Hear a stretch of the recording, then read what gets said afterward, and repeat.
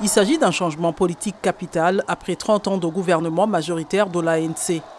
Fort de 159 députés sur 400, l'ANC reste toutefois majoritaire. Le premier groupe d'opposition, l'Alliance démocratique DA, qui compte 87 sièges à l'Assemblée, a annoncé avoir trouvé un accord de gouvernement avec l'ANC.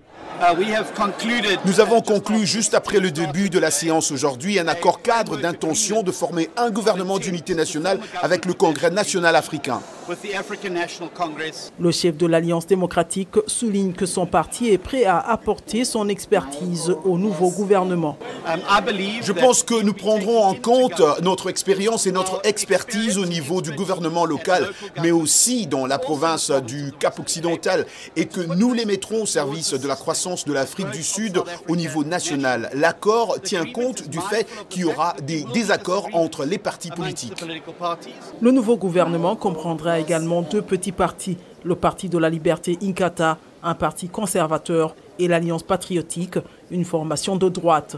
Le nouveau parti MK, dirigé par l'ancien président Jacob Zuma, et les combattants de la liberté économique, gauche radicale, ne font pas partie de la prochaine alliance gouvernementale.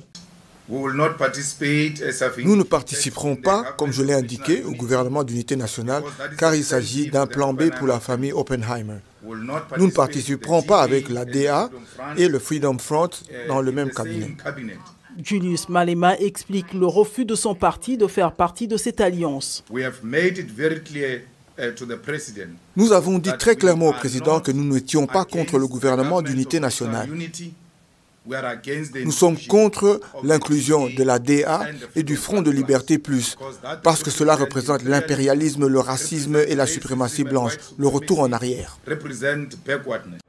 Les électeurs ont sanctionné l'ANC pour son bilan en demi-teinte, marqué par un taux de chômage élevé, une économie stagnante et des pannes d'électricité à répétition. Les pourparlers ont été serrés. Le nouveau Parlement s'est réuni vendredi pour la première fois depuis les élections du 29 mai.